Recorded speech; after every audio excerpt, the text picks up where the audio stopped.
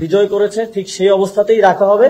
এর মধ্যে ভেতরে আমরা একটি জাদুঘর প্রতিষ্ঠা করব যাতে এই অভ্যুত্থানের স্মৃতি সংরক্ষিত থাকে। এ বিষয়ে আজকের উপদেষ্টা পরিষদের যেই বৈঠক সেখানে সিদ্ধান্ত গৃহীত হয়েছে।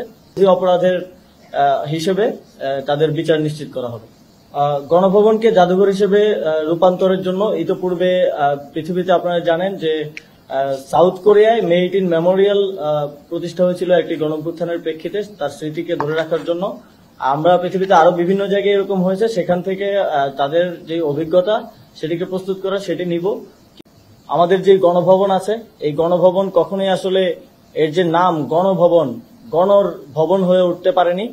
তাই এই গণভবনকে যেহেতু এদেশের মানুষ ছাত্র জনতা একটা অভ্যুত্থানের মাধ্যমে জয় করেছে, এটিকে জনগণের জন্য উন্মুক্ত করে দেওয়া হবে এবং এই জুলাই গণ অভ্যুত্থানের স্মৃতিকে, শহীদদের স্মৃতি এবং বিগত ফ্যাসিবাদী সরকারের আমলে যত অন্যায় অবিচার হয়েছে সবকিছুর স্মৃতি সংরক্ষণ করার জন্য গণভবনকে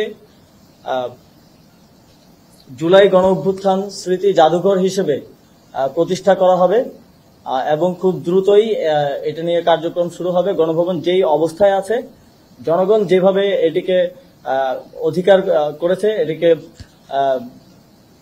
বিজয় করেছে ঠিক সেই অবস্থাতেই রাখা হবে। এর মধ্যে ভেতরে আমরা একটি জাদুঘর প্রতিষ্ঠা করব যাতে এই অভ্যুত্থানের স্মৃতি সংরক্ষিত থাকে। এ বিষয়ে আজকের উপদেষ্টা পরিষদের যেই বৈঠক সেখানে সিদ্ধান্ত গৃহীত হয়েছে। আপনাদের কোনো প্রশ্ন থাকলে করতে পারেন।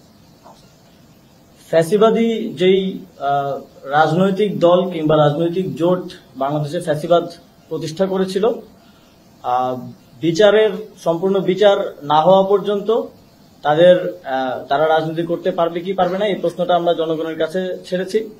তবে আমরা মনে করি যে কোনো পাবলিক প্রোগ্রাম করার ক্ষেত্রে এই বিষয়ে সরকারের পক্ষ থেকে আমরা ভাবছি সেটাকে কিভাবে বাস্তবায়ন করা হবে সেটা এখনো সুনির্দিষ্টভাবে আলোচনা হয়নি।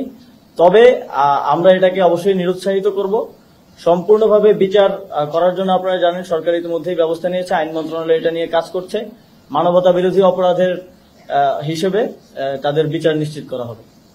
গণভবনকে জাদুঘর হিসেবে রূপান্তরের জন্য ইতিপূর্বে পৃথিবীতে আপনারা জানেন যে সাউথ কোরিয়ায় মে 18 মেমোরিয়াল প্রতিষ্ঠা হয়েছিল একটি গণঅভ্যুত্থানের প্রেক্ষিতে তার স্মৃতিকে ধরে রাখার জন্য।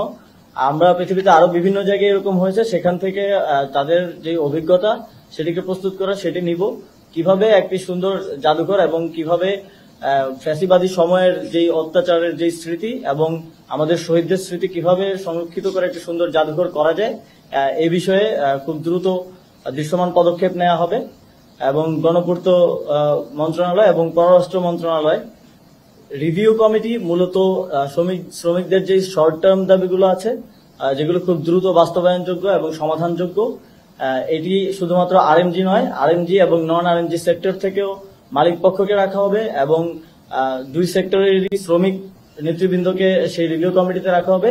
একটি রিভিউ কমিটি আমরা দ্রুতই ঘোষণা করব। সেই রিভিউ কমিটিতে শর্ট টার্ম যেই দাবিগুলো আছে যেমন শ্রম আইন কিংবা মজুরির যে বিষয়গুলো, এগুলো তো লং টার্ম ট্রাইপারট্রাইট যেই বৈঠক আছে তার মাধ্যমে, আলোচনার মাধ্যমে সমাধানযোগ্য। যেগুলো খুব দ্রুত সমাধানযোগ্য সেই বিষয়গুলো নিয়ে কাজ করবে এই রিভিউ কমিটি।